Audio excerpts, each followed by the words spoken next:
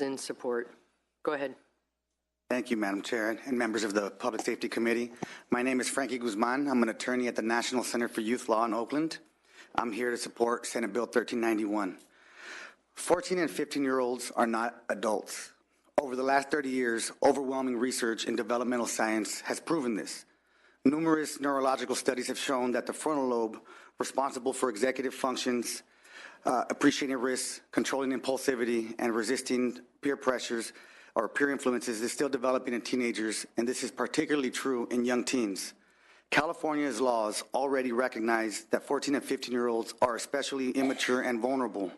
14 and 15-year-olds can't get a driver's license, watch an R-rated movie, buy a lottery ticket, stop attending school, waive their constitutional rights before consulting with an attorney, or travel alone without parental permission.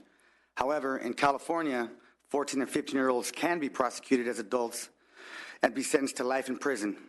In fact, the California Supreme Court has characterized the transfer of youth to adult court as the worst punishment the juvenile system is empowered to inflict on children.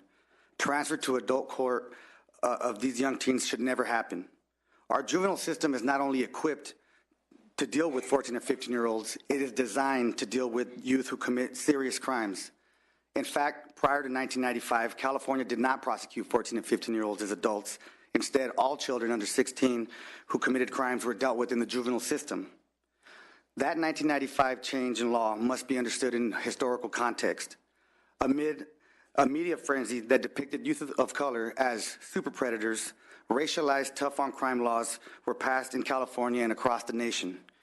This history continues to influence perceptions of youth of color as inherently more dangerous and deserving of the harshest punishments. This effect continues today.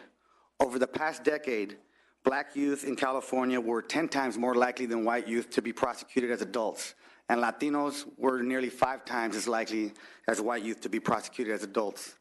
Meanwhile, decades of research demonstrate 2 important points. First, 14 and 15-year-olds are more similar to 12 and 13-year-olds than they are to 16 and 17-year-olds in terms of brain development and executive functioning.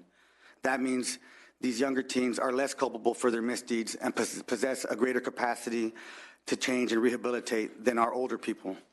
And second, youth kept in the juvenile justice system are entitled to education and rehabilitative services not available in the adult system.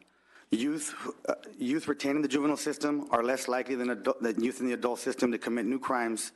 They are more likely to build stronger community connections and to contribute economically to society. I know this to be true personally.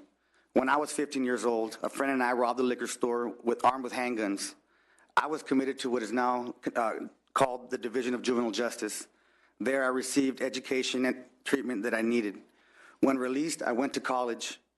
I thrived in part later in life because I had a chance to remain in the juvenile justice system.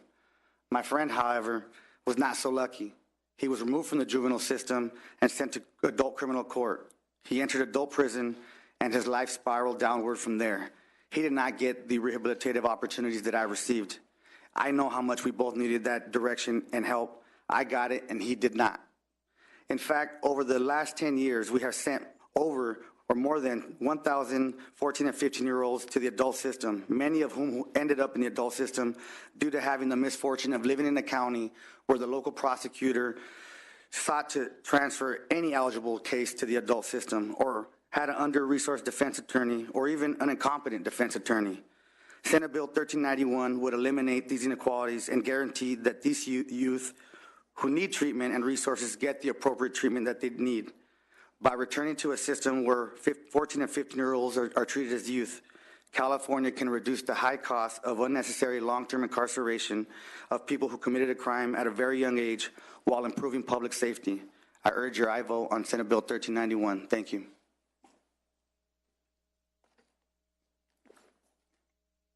Next witness, go ahead. Thank you. Thank you, Madam Chair. It's my honor to be here today in support of SB 1391. My name is Darren Mendoza. I will graduate